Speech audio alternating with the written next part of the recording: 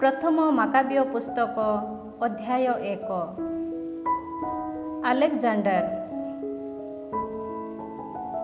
ଫିଲିପଙ୍କ ପୁତ୍ର ଓ ମାସେଦନୀୟ ଆଲେକଜାଣ୍ଡାର କିତିମ ଦେଶରୁ ଆସି ପାରସ୍ୟ ଓ ମେଦୀୟମାନଙ୍କର ରାଜା ଦାରିୟସଙ୍କୁ ଯୁଦ୍ଧରେ ପରାସ୍ତ କରି ତାଙ୍କ ସ୍ଥାନରେ ରାଜ୍ୟ ଶାସନର ଦାୟିତ୍ୱ ଗ୍ରହଣ କଲେ।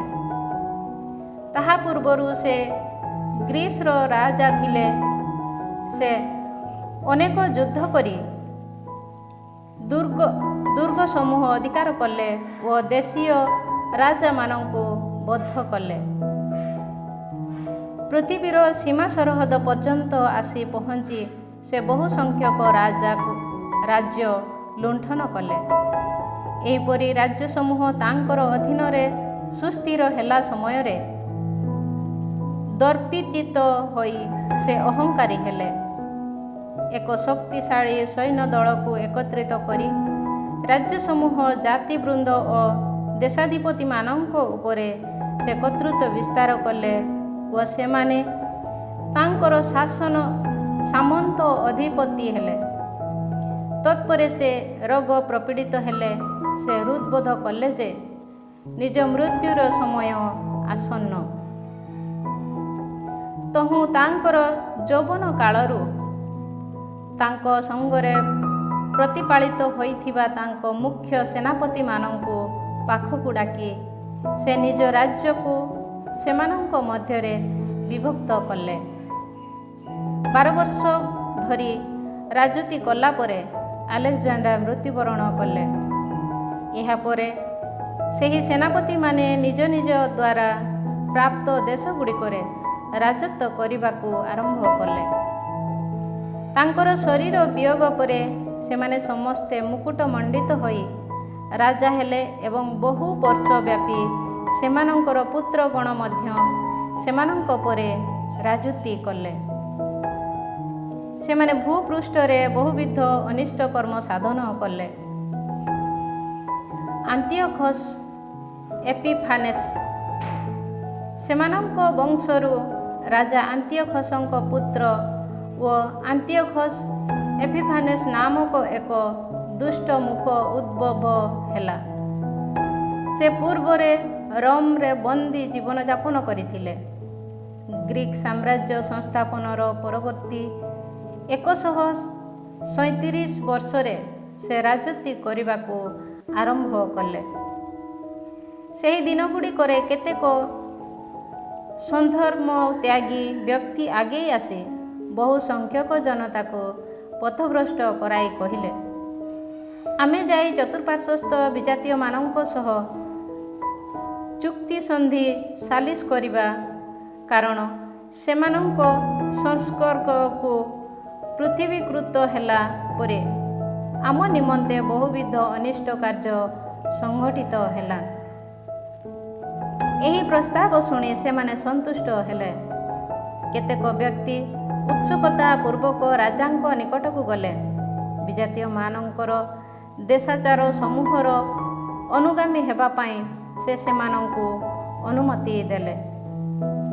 ସୁତରାଂ ସେମାନେ ବିଜାତୀୟମାନଙ୍କର ପଥାନୁଯାୟୀ ଜେରୁସାଲେମରେ ଏକ ବ୍ୟାୟାମ ବିଦ୍ୟାଳୟ ନିର୍ମାଣ କଲେ, ପରିଚ୍ଛେଦନର ଚିହ୍ନ ମାର୍ଜନ କଲେ ଓ ପବିତ୍ର ବ୍ୟବସ୍ଥା ବିଧାନକୁ ପରିତ୍ୟାଗ କଲେ।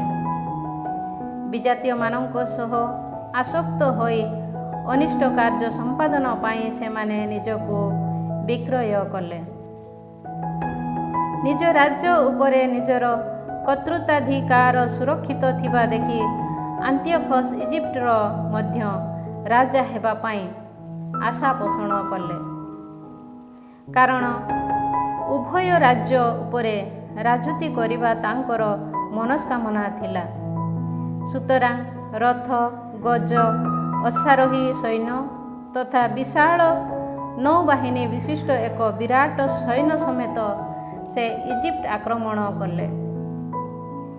ଇଜିପ୍ଟର ରାଜା ଟଲେମୀଙ୍କ ସଙ୍ଗରେ ସେ ଯୁଦ୍ଧ କଲେ। ଟଲେମୀ ପରାଜିତ ହେବାରୁ ବୁଲି ପଡ଼ି ପଳାୟନ କଲେ ଓ ଅନେକ ବ୍ୟକ୍ତି ଆଘାତପ୍ରାପ୍ତ ହୋଇ ପଡ଼ିଲେ। ସେମାନେ ଇଜିପ୍ଟର ଦୁର୍ଗ ବିଶିଷ୍ଟ ସୁରକ୍ଷିତ ନଗରୀଗୁଡ଼ିକୁ ଅଧିକାର କଲେ ଓ ସେ ଇଜିପ୍ଟକୁ ଲୁଣ୍ଠନ କଲେ। 143 ବର୍ଷରେ ଇଜିପ୍ଟକୁ ପରାସ୍ତ କଲା ପରେ ଆନ୍ତିଓଖସ୍ ଫେରିଗଲେ। ଏକ ଶକ୍ତିଶାଳୀ ସୈନ୍ୟ ଦଳ ସମେତ ଇସ୍ରାଏଲ ବିରୁଦ୍ଧରେ ଯାତ୍ରା କରି ସେ ଜେରୁସାଲେମରେ ଆସି ପହଞ୍ଚିଲେ।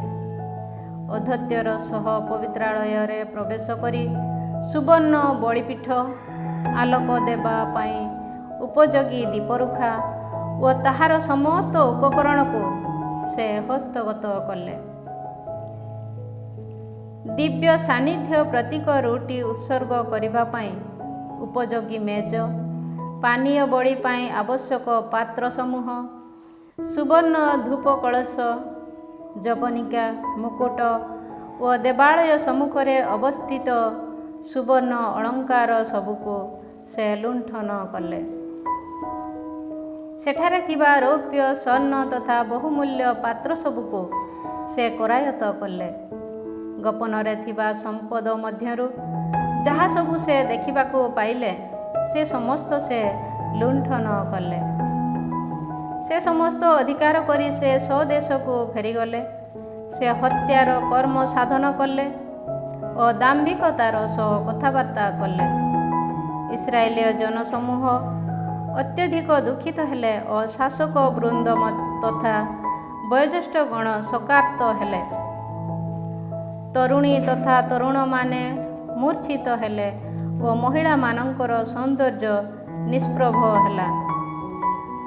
ବରଗଣ ବିଳାପ କଲେ ଓ ବିବାହୋତ୍ସବ କକ୍ଷରେ ଉପବିଷ୍ଟ ହୋଇ ବଧୂଗଣ ରୋଦନ କଲେ। ସେହି ଦେଶବାସୀ ବ୍ୟକ୍ତିମାନଙ୍କ ପ୍ରତି ଦେଶଟି ପ୍ରକମ୍ପିତ ହେଲା ଓ ଯାକୋବଙ୍କ ଭବନ ଅପମାନରେ ଆଚ୍ଛାଦିତ ହେଲା। ଧର୍ମ ତାଡ଼ନା।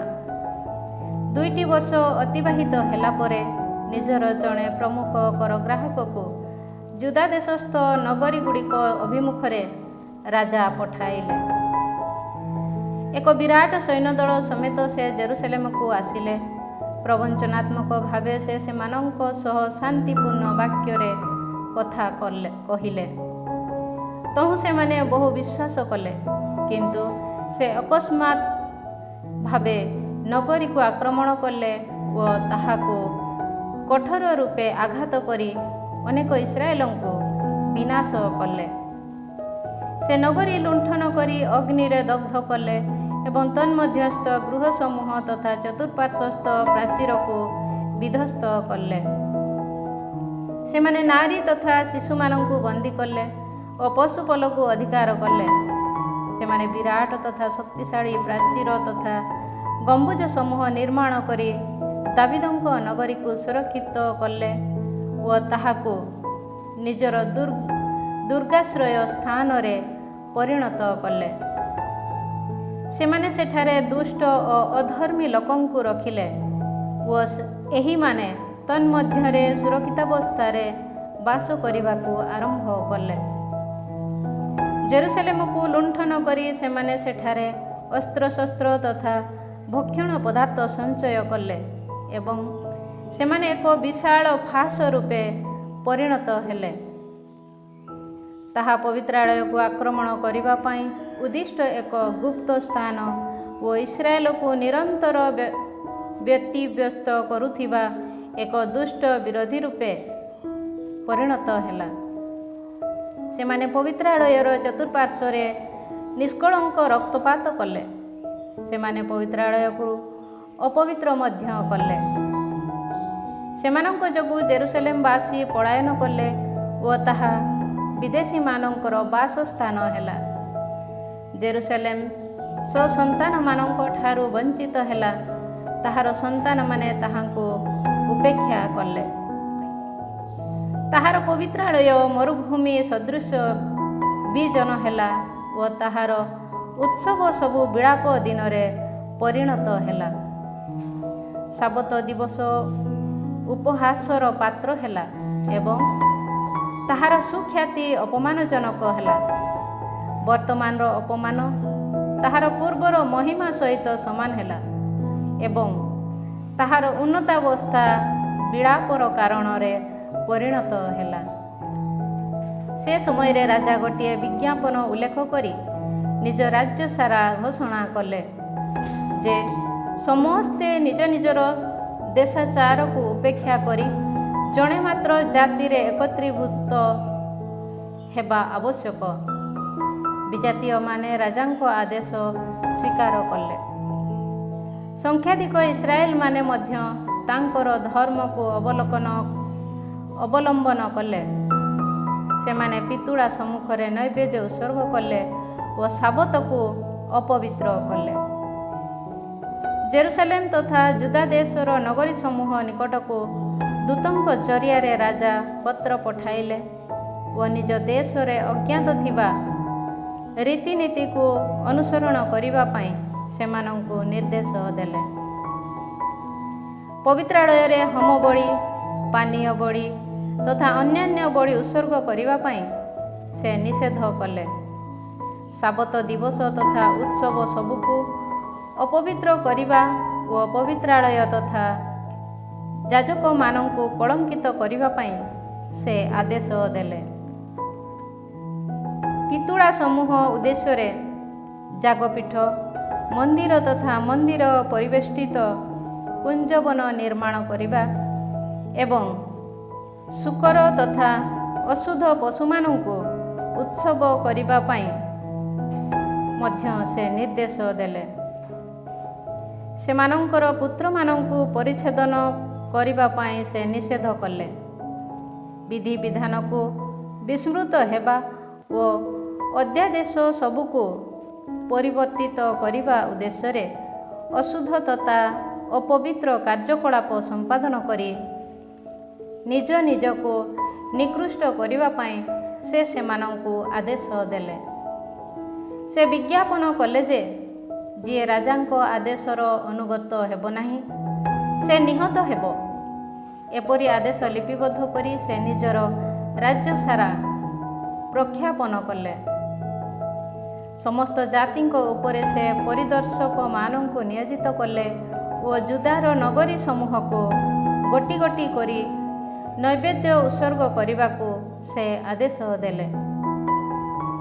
ବିଧାନର ଉପେକ୍ଷାକାରୀ ସମସ୍ତେ ସେମାନଙ୍କ ପ୍ରତି ଆସକ୍ତ ହେଲେ ଓ ସେମାନେ ଦେଶ ମଧ୍ୟରେ ବହୁବିଧ ଦୁଷ୍କର୍ମ ସାଧନ କଲେ। ଏତଦ୍ୱାରା ଇସ୍ରାଏଲକୁ ସମସ୍ତ ଆଶ୍ରୟ ସ୍ଥାନମାନଙ୍କରେ ଲୁକାୟିତ ହୋଇ ରହିବା ଆବଶ୍ୟକ ହେଲା। 145 ବର୍ଷର କିସ୍ଲେଭ ମାସର 15ତମ ଦିବସରେ ସେମାନେ ହୋମବଳି ପୀଠ ଉପରେ ବିନାଶର ନିକୃଷ୍ଟ ବସ୍ତୁକୁ ପ୍ରତିଷ୍ଠା କଲେ। ଚତୁଃପାର୍ଶ୍ୱସ୍ଥ ଜୁଦା ନଗରୀ ଗୁଡ଼ିକରେ ସେମାନେ ଯାଗପୀଠ ନିର୍ମାଣ କଲେ। ଗୃହଦ୍ୱାର ତଥା ନଗରୀ ରାସ୍ତାଗୁଡ଼ିକରେ ସେମାନେ ଧୂପାର୍ଚ୍ଚନା କଲେ। ଅଧିକୃତ ହୋଇଥିବା ବିଧାନ ଗ୍ରନ୍ଥଗୁଡ଼ିକୁ ଛିନ୍ନ କରି ସେମାନେ ସେଗୁଡ଼ିକୁ ଦଗ୍ଧ କଲେ। ଯାହା ନିକଟରେ ବ୍ୟବସ୍ଥା ବିଧାନର ଗ୍ରନ୍ଥ ଦେଖିବାକୁ ମିଳିଲା କିମ୍ବା ଯେ ବିଧାନ ପ୍ରତି ଆସକ୍ତ ଥିଲା ସେ ନିହତ ହେବା ପାଇଁ ରାଜାଙ୍କ ନିର୍ଦ୍ଦେଶନାମାର ଆଦେଶ ଥିଲା। ନଗରୀ ଗୁଡ଼ିକରେ ଏହିପରି ଧରାଯାଇଥିବା ଇସ୍ରାଏଲୀୟମାନଙ୍କୁ ସେମାନେ ପ୍ରତି ମାସ ଶାସ୍ତି ବିଧାନ କରିଥିଲେ। ମାସଟିର 25ତମ ଦିବସରେ ସେମାନେ ହୋମବଳି ପୀଠ ଉପରେ ସଂସ୍ଥାପିତ ଯାଗପୀଠ ଉପରେ ନୈବେଦ୍ୟ ଉତ୍ସର୍ଗ କଲେ। ନିଜର ପୁତ୍ରକୁ ପରିଚ୍ଛେଦନ କରିଥିବା ନାରୀମାନଙ୍କୁ ସେମାନେ ରାଜାଙ୍କ ନିର୍ଦ୍ଦେଶନାମା ମୁତାବକ ନିଧନ କଲେ। ସେମାନଙ୍କ ପରିବାରର ବ୍ୟକ୍ତିଗଣ ତଥା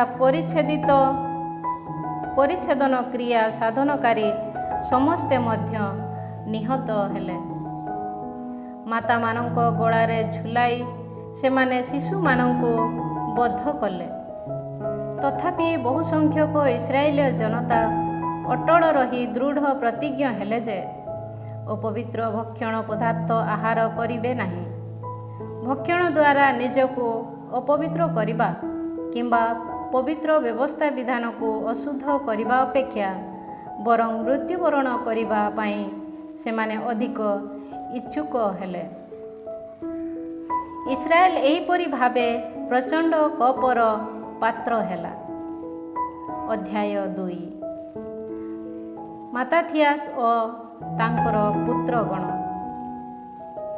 ସେହି ଦିନମାନଙ୍କରେ ଯୋଆରିବ କୁଳ ବଂଶଜ ଓ ସିମିୟନଙ୍କର ପୈତ୍ର ତଥା ଯୋହାନାଙ୍କ ପୁତ୍ର ଯାଜକ ମାତାଥିଆସ ଜେରୁସାଲେମରୁ ଯାତ୍ରା କରି ମଦେଇନରେ ବାସ କଲେ। ଗାଦି ବନାମ ଯୋହାନାନ, ତାସି ନାମିତ ସିମୋନ, ମାକାବେୟସ ଅଭିହିତ ଜୁଦାସ, ଆର୍ନାମ ଆବ୍ରାନ ନାମରେ ନାମିତ ଏଲେଆସାର, ଆପୁସ ନାମରେ ଅଭିହିତ ଜନାଥାନ ପ୍ରଭୃତି ତାଙ୍କର 5 ଜଣ ପୁତ୍ର ଥିଲେ। ଯୁଦା ତଥା ଜେରୁସାଲେମରେ ସଂଘଟିତ ହେଉଥିବା ଈଶ୍ୱର ନିନ୍ଦା ଦେଖି ମାତାଥିଆସ କହିଲେ, ହାୟ, ମୋର ସ୍ୱଜନମାନ ତଥା ପବିତ୍ର ନଗରୀର ବିନାଶ ଦେଖିବା ପାଇଁ ମୋର ଜନ୍ମ କାହିଁକି ହେଲା? ପବିତ୍ର ନଗରୀ ଶତ୍ରୁ ହସ୍ତରେ ଓ ପବିତ୍ରାଳୟ ବିଦେଶୀମାନଙ୍କ ହସ୍ତରେ ସମର୍ପିତ ହେବା ଦେଖି ସେଠାରେ ବାସ କରିବା ପାଇଁ ମୁଁ କ'ଣ ଜାତ ହୋଇଛି? ତାହାର ଦେବାଳୟ ମହିମାହୀନ ମନୁଷ୍ୟ ସଦୃଶ ହୋଇଛି। ତାହାର ବିଶିଷ୍ଟ ପାତ୍ରଗୁଡ଼ିକ ଲୁଣ୍ଠିତ ହୋଇଛି। ତାହାର ଶିଶୁଗଣ ନଗରୀ ପଥରେ ନିହତ ହୋଇଛନ୍ତି ଓ ତାହାର ଯୁବା ବ୍ୟକ୍ତିଗଣ ଶତ୍ରୁମାନଙ୍କ ଖଡ଼୍ଗ ଦ୍ୱାରା ମୃତ୍ୟୁବରଣ କରିଛନ୍ତି। କେଉଁ ରାଜ୍ୟ ତାହାର ଅଟ୍ଟାଳିକା ସମୂହକୁ ଅଧିକାର କରିନାହିଁ ଓ ତାହାକୁ ଲୁଣ୍ଠନ କରିନାହିଁ? ତାହାର ସମସ୍ତ ଅଳଙ୍କାର ତାହାଠାରୁ ଅପହୃତ ହୋଇଛି। ସେ ପୁଣି ସ୍ୱାଧୀନା ନୁହେଁ, ବରଂ ଦାସୀ ରୂପେ ପରିଣତ ହୋଇଛି। ଆମମାନଙ୍କ ସୁନ୍ଦର ତଥା ମହିମାମଣ୍ଡିତ ପବିତ୍ର ସ୍ଥାନ ବିଜନ ହୋଇ ରହିଛି। ବିଜାତୀୟମାନେ ତାହାକୁ ଅପବିତ୍ର କରିଅଛନ୍ତି। ସେମାନେ ଆହୁରି କାହିଁକି ଜୀବିତ ରହିବା? ଏହାପରେ ମାତାଥିଆସ ଓ ତାଙ୍କ ପୁତ୍ରମାନେ ସ୍ୱପରିହିତ ବସ୍ତ୍ରକୁ ଛିନ୍ନ କଲେ ଓ ଚଟବସ୍ତ୍ର ପରିହିତ ହୋଇ ଅତ୍ୟଧିକ ବିଳାପ କଲେ। ମାତାଥିଆସଙ୍କ ପ୍ରତିରୋଧ। ଜନତା ଯେପରି ଧର୍ମତ୍ୟାଗ କରନ୍ତି, ସେଥିପାଇଁ ସେମାନଙ୍କୁ ବଳାଉଥିବା ରାଜାଙ୍କ କର୍ମଚାରୀମାନେ ମଦେଇନବାସୀମାନଙ୍କୁ ନୈବେଦ୍ୟ ଉତ୍ସର୍ଗ କରିବା ସକାଶେ ସେଠାକୁ ଆସିଲେ। ଇସ୍ରାଏଲୀୟମାନଙ୍କ ମଧ୍ୟରୁ ଅନେକ ସେମାନଙ୍କ ପାଖକୁ ଗଲେ। ମାତାଥିଆସ ଓ ତାଙ୍କ ପୁତ୍ରମାନେ ମଧ୍ୟ ସେଠାରେ ଏକତ୍ରିତ ହେଲେ। ରାଜାଙ୍କ କାର୍ଯ୍ୟ ପରିଦର୍ଶକମାନେ ମାତାଥିଆସଙ୍କୁ କହିଲେ, ତୁମେ ଏହି ନଗରୀର ଜଣେ ଶ୍ରଦ୍ଧାସ୍ପଦ ତଥା ମହାନ ନେତା ଅଟ। ଏତଦ୍‌ବ୍ୟତୀତ ତୁମ ପୁତ୍ର ତଥା ଭ୍ରାତାଗଣ ତୁମକୁ ସମର୍ଥନ ମଧ୍ୟ କରନ୍ତି। ବିଜାତୀୟମାନେ, ଯୁଦାବାସୀଗଣ ଓ ଜେରୁସାଲେମର ଅବଶିଷ୍ଟ ବ୍ୟକ୍ତିବୃନ୍ଦ ଯେପରି କରିଅଛନ୍ତି, ସେହିପରି ରାଜାଙ୍କ ଆଦେଶକୁ କାର୍ଯ୍ୟକାରୀ କରିବା ପାଇଁ ବର୍ତ୍ତମାନ ତୁମେ ପ୍ରଥମତଃ ଆଗେଇ ଆସ। ତାହାହେଲେ ତୁମେ ଓ ତୁମର ପୁତ୍ରମାନେ ରାଜାଙ୍କର ବନ୍ଧୁ ସଦୃଶ ବିବେଚିତ ହେବ ଏବଂ ରୌପ୍ୟ, ସ୍ୱର୍ଣ୍ଣ ତଥା ଅନ୍ୟ ବହୁବିଧ ଉପହାରରେ ପୁରସ୍କୃତ ହୋଇ ସମ୍ମାନିତ ହେବ। କିନ୍ତୁ ଉତ୍ତରରେ ମାତାଥିଆସ ଉଚ୍ଚ ସ୍ୱରରେ କହିଲେ, ଯଦିଓ ରାଜାଙ୍କ ଶାସନାଧୀନସ୍ଥ ସମସ୍ତ ଜନତା ତାଙ୍କର ଅନୁଗତ ହୋଇ ସେମାନଙ୍କ ପିତୃପୁରୁଷମାନଙ୍କର ଧର୍ମକୁ ତ୍ୟାଗ କରନ୍ତି ଓ ତାଙ୍କର ଆଜ୍ଞାବଳୀକୁ କାର୍ଯ୍ୟକାରୀ କରିବା ପାଇଁ ମନୋନୀତ କରିଅଛନ୍ତି, ତଥାପି ମୁଁ ମୋର ପୁତ୍ରଗଣ ତଥା ଭ୍ରାତାଗଣ ଆମ ପିତୃପୁରୁଷମାନଙ୍କର ବ୍ୟବସ୍ଥା ବିଧାନ ଅନୁଯାୟୀ ଜୀବନଯାପନ କରିବୁ।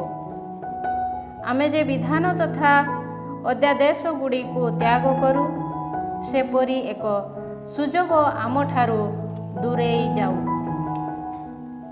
ରାଜାଙ୍କ ଆଦେଶର ଅନୁଗତ ହେବା ପାଇଁ ଆମେମାନେ ଆମ ଧର୍ମ ପାଳନର ଦକ୍ଷିଣ କିମ୍ବା ବାମ ଆଡ଼କୁ ଲେଶ ମାତ୍ର ଫେରିବୁ ନାହିଁ।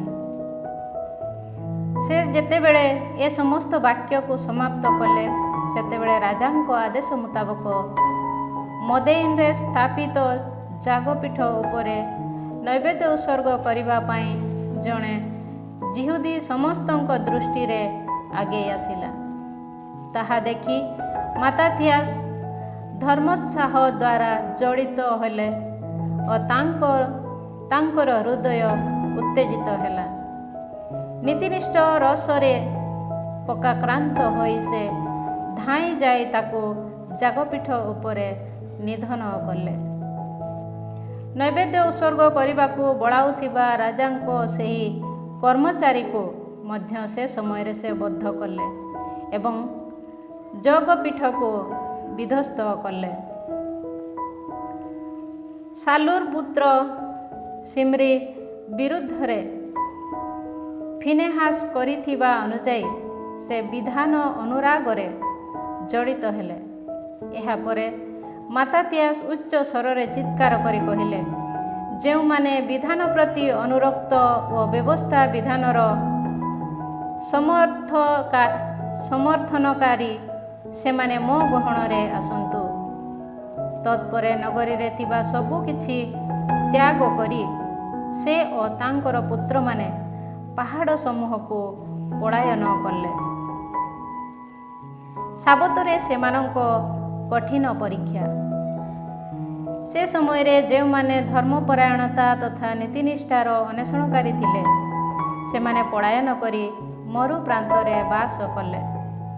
ଦୁଷ୍କର୍ମ ଗୁଡ଼ିକର ଭାରି ଅସହ୍ୟ ହେବା ଯୋଗୁଁ ସେମାନେ ନିଜ ପୁତ୍ରମାନ, ପତ୍ନୀଗଣ ତଥା ପଶୁପଲକୁ ମଧ୍ୟ ସଙ୍ଗରେ ନେଲେ।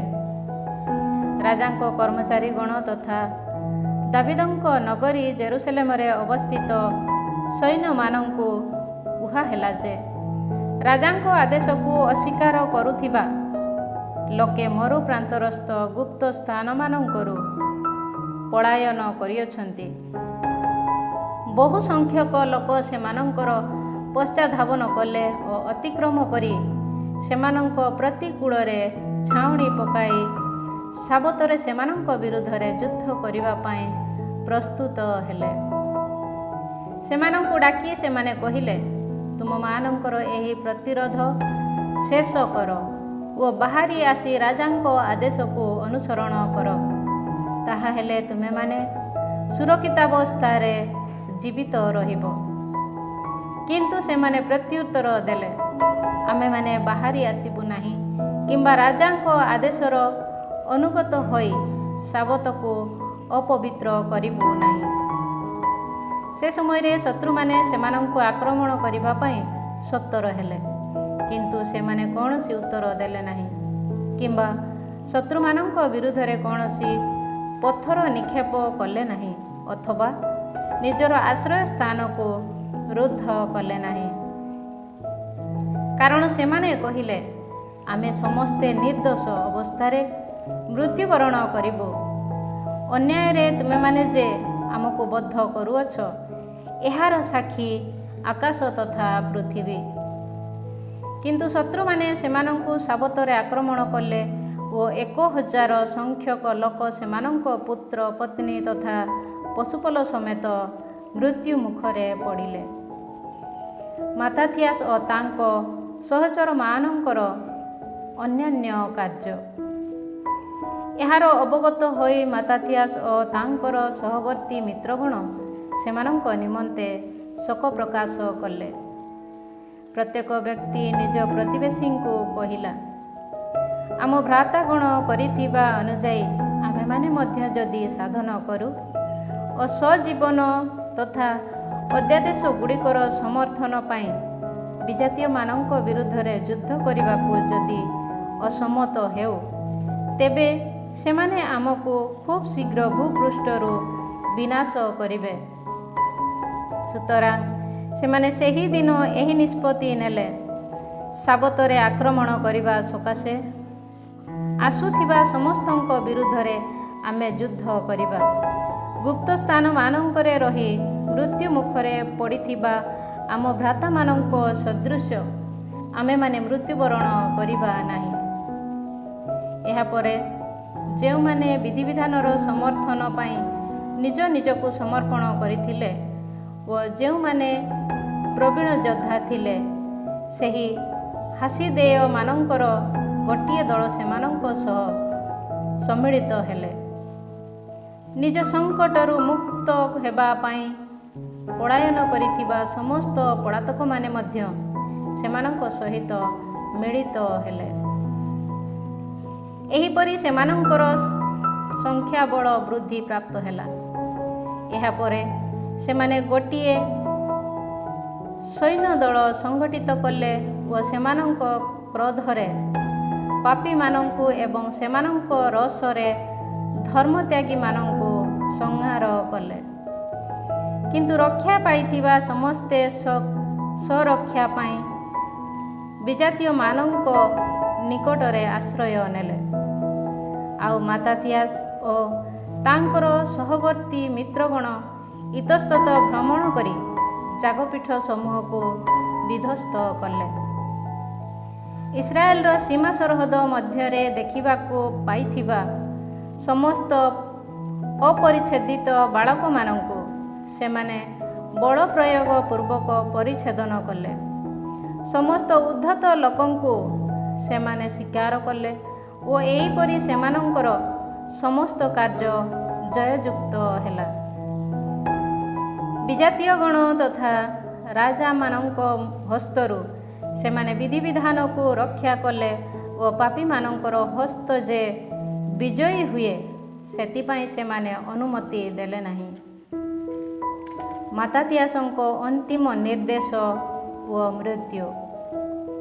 ମାତାତିଆସଙ୍କ ମୃତ୍ୟୁ ସମୟ ନିକଟବର୍ତ୍ତୀ ହେଲା। ତହୁଁ ସେ ନିଜ ପୁତ୍ରମାନଙ୍କୁ ଡାକି କହିଲେ, ଅହଙ୍କାର ତଥା ବତ୍ସନା ବର୍ତ୍ତମାନ ଶକ୍ତିଶାଳୀ ହୋଇଛି। ବିନାଶ ତଥା ପ୍ରଚଣ୍ଡ କୋପର ଦିନ ସମୂହ ଏହା ଅଟେ।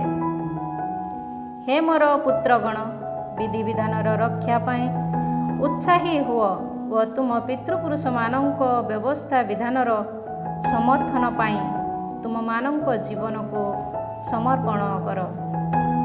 ସେମାନଙ୍କ ଦିନଗୁଡ଼ିକରେ ପିତୃପୁରୁଷମାନଙ୍କ ଦ୍ୱାରା ସମ୍ପାଦିତ କାର୍ଯ୍ୟକଳାପକୁ ସ୍ମରଣ କର। ସର୍ବୋତ୍ତମ ଶ୍ରଦ୍ଧା ତଥା ଶାଶ୍ୱତ ନାମ ଅର୍ଜନ କର। ପରୀକ୍ଷିତ ହେଲା କାଳରେ ଆବ୍ରାହାମ କ'ଣ ବିଶ୍ୱସ୍ତ ବୋଲି ଦେଖାଯାଇ ନଥିଲେ? ତାହା କ'ଣ ତାଙ୍କ ପ୍ରତି ନୀତିନିଷ୍ଠା ସଦୃଶ ପରିଗଣିତ ହୋଇନଥିଲା? କ୍ଲେଶପୂର୍ଣ୍ଣ ଦିନମାନଙ୍କରେ ଯୋସେଫ ଆଜ୍ଞାବଳୀ ପାଳନ କଲେ ଓ ତଦ୍ୱାରା ସେ ଇଜିପ୍ଟର ଅଧୀନ ହେଲେ।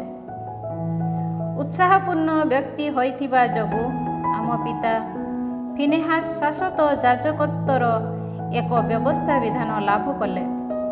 ଆଦେଶକୁ କାର୍ଯ୍ୟକାରୀ କରିଥିବା ହେତୁ ଯୋଶୁଆ ଇସ୍ରାଏଲର ଜଣେ ବିଚାରପତି ହେଲେ। ଜନମଣ୍ଡଳୀ ସମ୍ମୁଖରେ ସାକ୍ଷ୍ୟ ଦେଇଥିବା କାରଣରୁ କାଲେବ ଦେଶରେ ଏକ ଉତ୍ତରାଧିକାର ପ୍ରାପ୍ତ ହେଲେ। ଦୟାଳୁ ଥିବା ଯୋଗୁଁ ଦାବିଦ ରାଜକୀୟ ସିଂହାସନର ଶାଶ୍ୱତ ଉତ୍ତରାଧିକାର ଲାଭ କଲେ। ବିଧିବିଧାନ ପ୍ରତି ଅତ୍ୟଧିକ ଉତ୍ସାହ ପ୍ରଦର୍ଶନ କରିଥିବା ହେତୁ ଏଲିଜା ସ୍ୱର୍ଗରୁ ସଂବହିତ ହେଲେ। ବିଶ୍ୱାସ କରିଥିବାରୁ ହାନାନିଆ, ଆସାରିଆ ଓ ମିଶାଏଲ ଅଗ୍ନିକୁଣ୍ଡରୁ ରକ୍ଷା ପାଇଲେ। ଦାନିଏଲ ତାଙ୍କର ନିଷ୍କଳଙ୍କତା ଯୋଗୁଁ ସିଂହ ମୁଖରୁ ଉଦ୍ଧାର ପାଇଲେ। ସୁତରାଂ ଗୋଟିଏ ଯୁଗରୁ ଅନ୍ୟ ଗୋଟିଏ ଯୁଗ ପର୍ଯ୍ୟନ୍ତ ଅନ୍ୱେଷଣ କରି ଏହାର ହୃଦବୋଧ କର ଯେ, ଯେଉଁମାନେ ଈଶ୍ୱରଙ୍କଠାରେ ବିଶ୍ୱାସ ସ୍ଥାପନ କରିଥିଲେ, ସେମାନଙ୍କ ମଧ୍ୟରୁ କେହି ଶକ୍ତିରୁ ବଞ୍ଚିତ ହୋଇନଥିଲେ। ଜଣେ ପାପୀର ବାକ୍ୟ ପ୍ରତି ଭୀତ ହୁଅ ନାହିଁ, କାରଣ ତାର ମହିମା ଗୋବର ତଥା କୀଟରେ ପରିଣତ ହେବ। ଆଜି ସେ ମହିମାମଣ୍ଡିତ ହେବ, କିନ୍ତୁ ଆସନ୍ତାକାଲି ସେ ଦେଖାଯିବ ନାହିଁ, କାରଣ ସେ ଧୂଳିକୁ ଫେରି ଯାଇଛି ଓ ତା ଦ୍ୱାରା ପରିକଳ୍ପିତ ଯୋଜନା ବିନାଶ ହେବ। ହେ ମୋର ବତ୍ସଗଣ, ସାହସୀ ହୁଅ, ବିଧାନ ପାଳନ ପାଇଁ ଉତ୍ତରୋତ୍ତର ଶକ୍ତିଶାଳୀ ହୁଅ, କାରଣ ତଦ୍ୱାରା ତୁମେମାନେ ଶ୍ରଦ୍ଧାସ୍ପଦ ହେବ। ବର୍ତ୍ତମାନ ଦେଖ, ମୁଁ ଜାଣେ ଯେ ଉପଦେଶ ଦେବା ପାଇଁ ତୁମ ଭ୍ରାତା ସିମିୟନ ଜଣେ ଜ୍ଞାନୀ ବ୍ୟକ୍ତି। ତାକୁ ସର୍ବଦା ଶୁଣ, ସେ ତୁମମାନଙ୍କର ପିତୃତୁଲ୍ୟ ହେବ। ଯୌବନ କାଳରୁ ଜୁଦାସ ମାକାବେୟସ ଜଣେ ପରାକ୍ରମୀ ଯୋଦ୍ଧା ଥିଲା। ସେ ତୁମମାନଙ୍କ ସୈନ୍ୟବାହିନୀର ନେତୃତ୍ୱ ନେବ ଓ ଜାତିସମୂହ ବିରୁଦ୍ଧରେ ସଂଗ୍ରାମ କରିବ।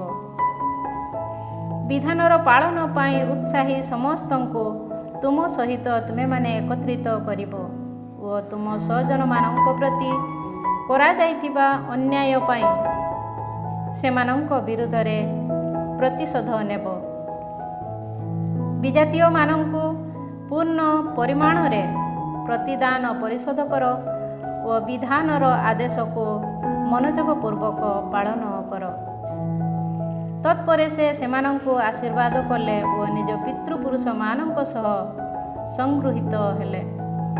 146 ବର୍ଷରେ ସେ ମୃତ୍ୟୁବରଣ କଲେ ଏବଂ ମଦେଇନରେ ଅବସ୍ଥିତ ତାଙ୍କ ପିତୃପୁରୁଷମାନଙ୍କ କବରସ୍ଥାନରେ ସମାଧିସ୍ଥ ହେଲେ। ମହାଶୋକ ପ୍ରକାଶ କରି ସମସ୍ତ ଇସ୍ରାଏଲ ତାଙ୍କ ପ୍ରତି ବିଳାପ କଲେ।